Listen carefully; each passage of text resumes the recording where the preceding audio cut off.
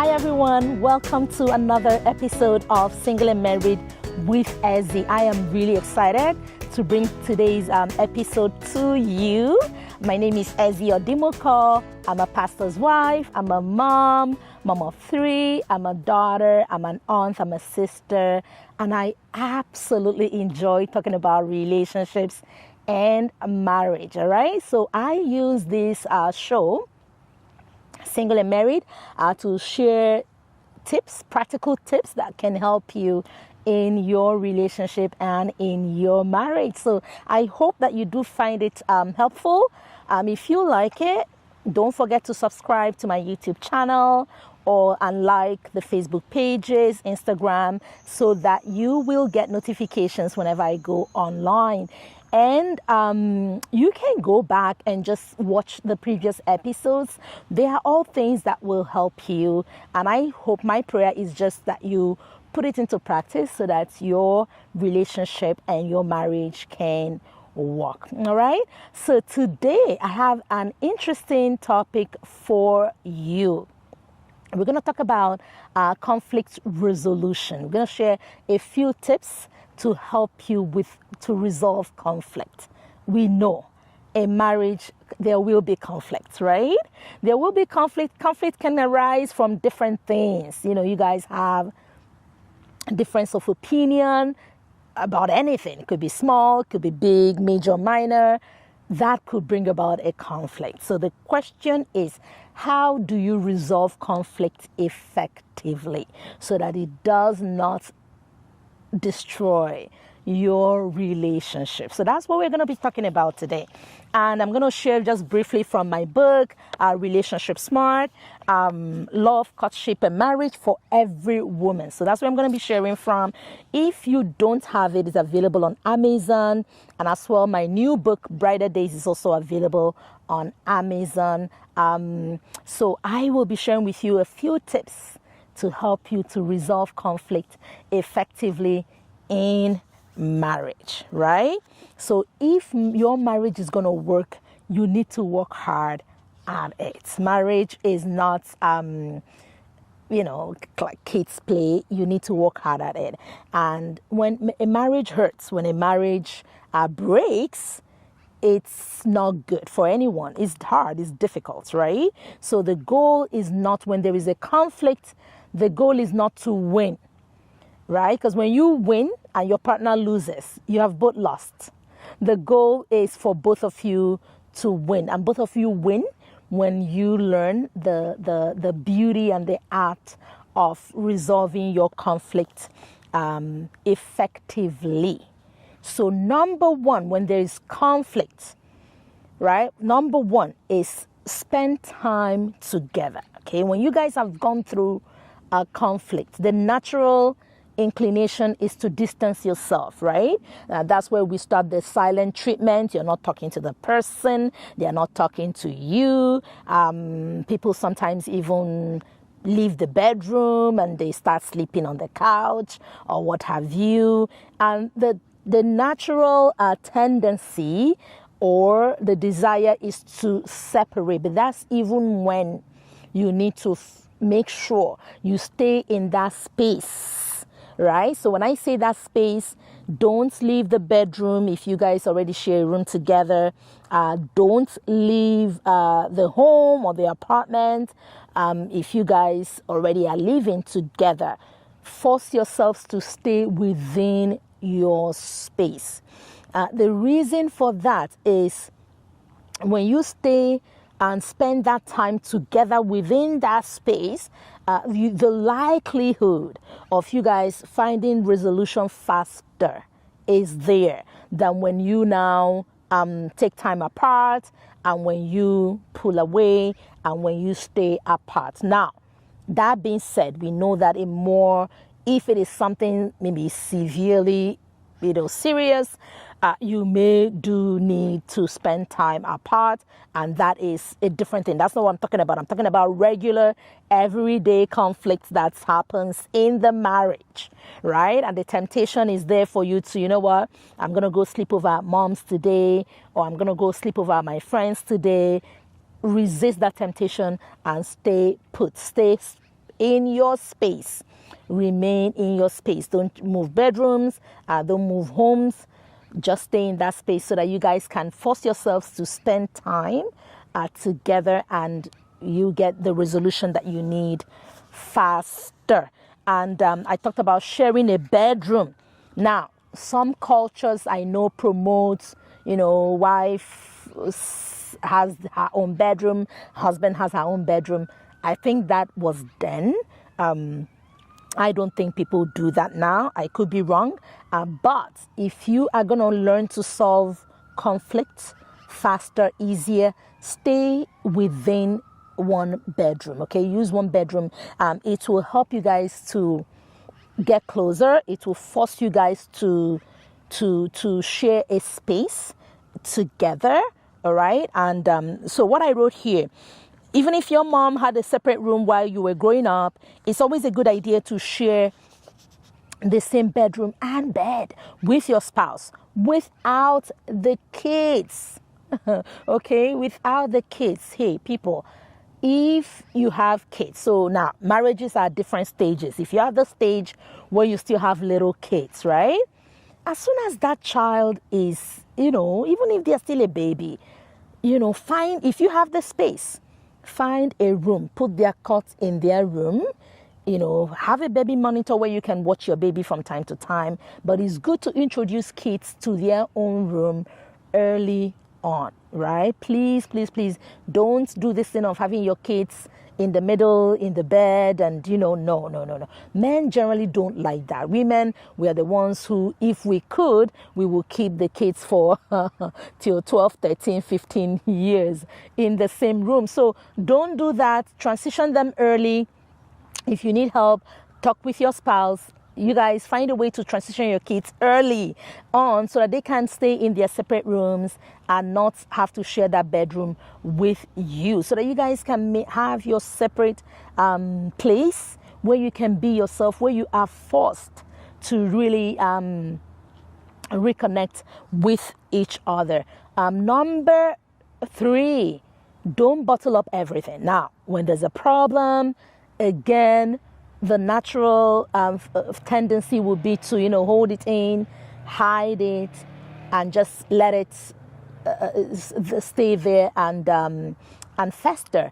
Don't do that. Avoid bottling up things, because when you bottle things up, what happens is eventually they will come out, right? And when it comes out, it's not going to be pretty, because everything that's been bottled up is going to come out like a volcano, and people are going to be very upset and, do things that you didn't think you would do, or say things you didn't think you would say, because you suppressed all that anger, all that emotion, and you never spoke.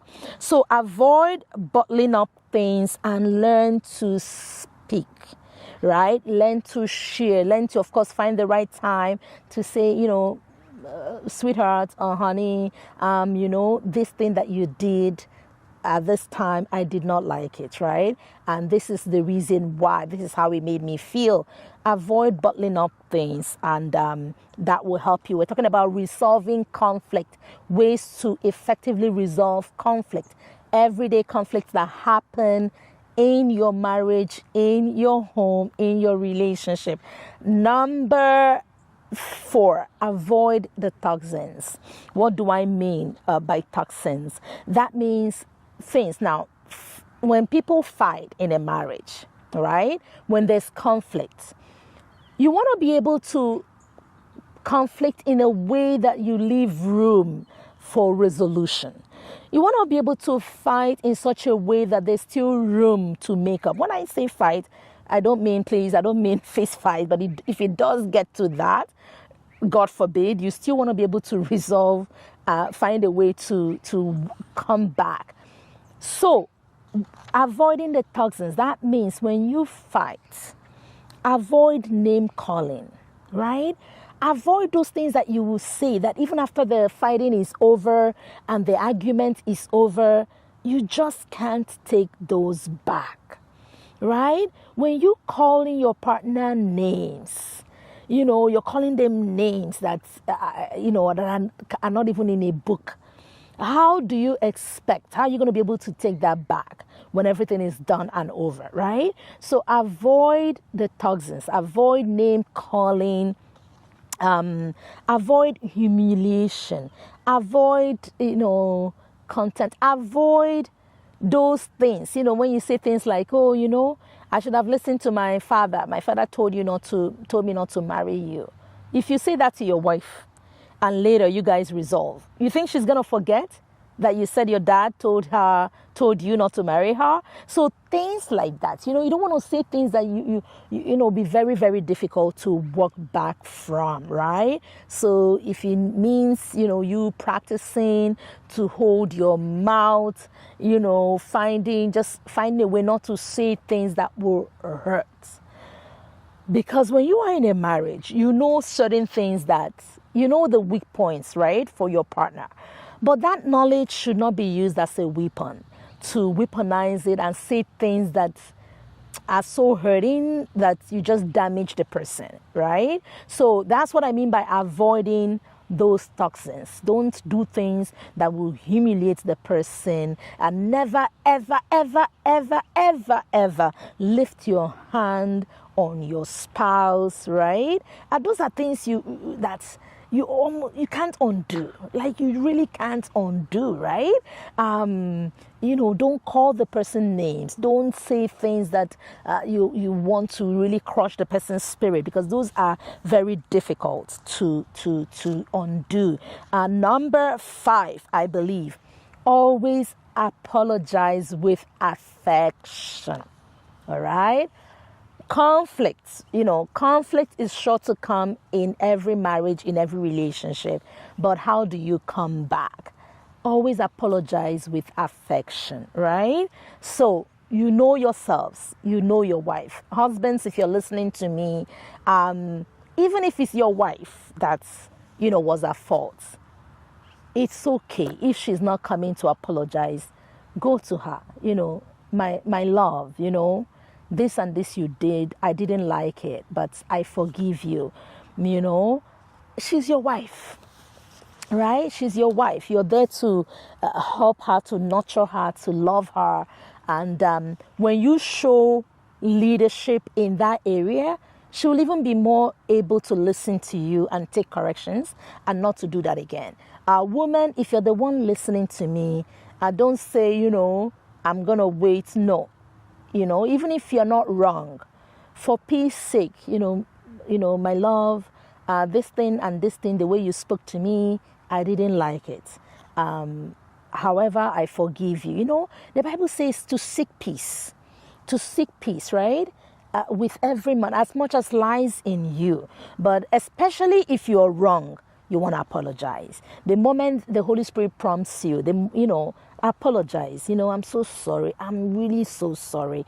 It's not going to reduce you. It's actually going to make you stronger in your relationship, right? So learn to apologize. Never be too big to say, I'm sorry. I'm sorry. 2-3 simple words that can really firm up and enhance and strengthen your relationship. Never be too big to tell your husband or your wife, I'm sorry, especially if you have been in the wrong.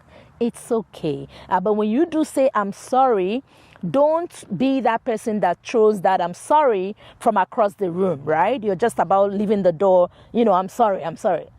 Yes, you can say I'm sorry, but the other person hasn't taken it, right? So apologize with affection, especially for women. If you're apologizing to your wife, don't say, I'm sorry from across the door. No, go. Hold her in your hands, I'm sorry, I'm sorry, I love you, I won't do this again, I'm sorry for hurting you. That apology will remain. That apology will be accepted, right? Better than just throwing it from across the room. If you're also apologizing to your husband, men's hearts are very soft. I hope your husband's heart is. They are easy if you really apologize, I'm sorry, sweetheart, I really hurt you. Hold the person. Show affection, show love. And I believe that it won't be long before you guys get back together. Let's look at another point, and then I'll begin to round up there. So again, personalize your apology. I am sorry, not just sorry, right? I am sorry. Be specific for how I spoke to you, for what I did, for how I stormed out of the house. Be specific about what you're sorry about, and make contacts. Okay, so that contact can be you taking your spouse's hand in yours, you looking them in the eye, you holding them, you hugging them, whatever that contact. So those are 3 ways that you can personalize that apology, right? Personalize it, take ownership. I am sorry, and be specific for what I said, for what I did, for what I did not do, right? And make contact. So do a hug, touch, whatever contact you want to make that will help you to apologize. Number 7, learn the art of forgiveness. Okay? God forgives us all the time. I can't even count. I don't know about you. I can't even count how many times I've needed God to forgive me. So that is something that, and his word clearly says, when we pray the Lord's Prayer, forgive us our trespasses as we forgive those who have trespassed against us. Those who have trespassed against you includes your spouse. So learn to forgive. That's something that you're always going to need in your marriage, right? To forgive. And God will give you the grace. Learn to forgive. And he will honestly give you the grace. The things that you think have hurt you so badly, when God gives you the grace, you look back, you can't even remember. It's so hard to dig it up and remember. So, but it takes practice. So learn to forgive truly from your heart with the little things, right? And you forgive, you pray for the person, you verbalize it. I have forgiven you.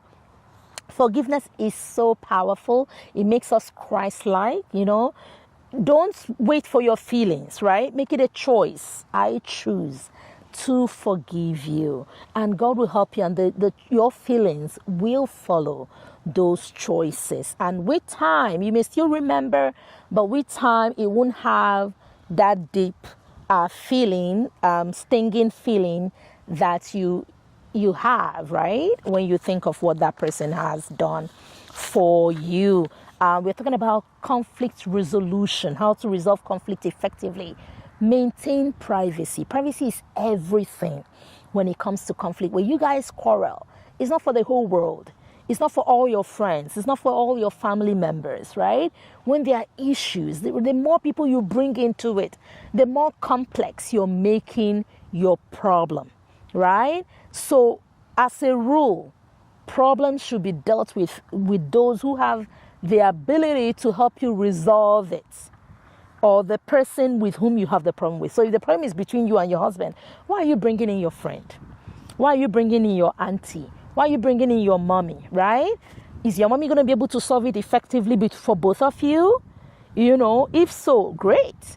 But if not, why are you bringing her in, right? So deal with it with those who are in a position to help you guys resolve it effectively. Privacy is very, very, very important, right? When you are, no matter how tempting it is, and I read this from my book, you don't have to tell your friends, your mom, your sister, all that is going on between you and your spouse. This is necessary because when other people get involved, you violate that privacy in your marriage and your relationship, which sometimes will be detrimental to your marriage. It gives you an easy way out of a problem instead of making you have to deal with that problem. Also, it may ruin your relationship, your spouse's relationship with your family, right? Because now you guys will fix it, maybe in a week's time or in a couple of days. That problem is fixed between you and your spouse, right? But how are you going to go back and tell your mom to change her feelings about your spouse? Now she feels, oh, she's hurting my baby girl, or this woman is hurting my son, So when you bring in people, you make it complicated. Keep your privacy, right? And share it with people who can help you. If you have mentors, spiritual mentors, people who are senior to you in ministry or in serving God, your pastors, your cell leaders, people like that who can be who can really help both of you, then you can share with them. Seek counsel. Now, when it comes to resolving conflict, it's not everything that you're going to be able to solve yourself, and it's okay to seek help when help can still be sought and when things can still be fixed, right? Seek counsel on time. Unfortunately, sometimes people want to seek counsel, but the other person doesn't want, right? When you hide it, and if it's something you can work together and fix alone, amazing, fantastic. But if you cannot fix it alone, both of you, then you have to seek help, and it's okay to seek help, right? And help is all around you, right? Spiritual, good spiritual, healthy spiritual, not the ones that will delve in and, want to take over your marriage. No. There are also licensed counselors. There are all kinds of professionals out there who can help you. If you mean business, you want to work on your marriage, there are people who can help you. There are resources for you. And then finally, to resolve conflict, pray together. Always pray together. I can't even tell you how important prayer is when it comes to resolving conflict. Learn to pray together. Don't make it complicated. Spend time. 5 minutes, 10 minutes, 15. Learn to spend time together praying, and it will help strengthen your marriage. It will help you guys learn to take your problems to God, and it will help you guys solve problems faster. So I hope that these few tips will help you put it into practice. Don't wait. Something is not right. You guys are not talking right now. Don't use a silent treatment. Don't walk away. Don't take the easy way out, take off, go stay with your auntie or your sister, or go back to your mom's house. No. Stay put, stay there, share the same space. Force yourself to spend time, talk, share, apologize with affection. Just go. Hug that person. Remember the sacrifices you guys have made. Remember the journey so far, how far you guys have come.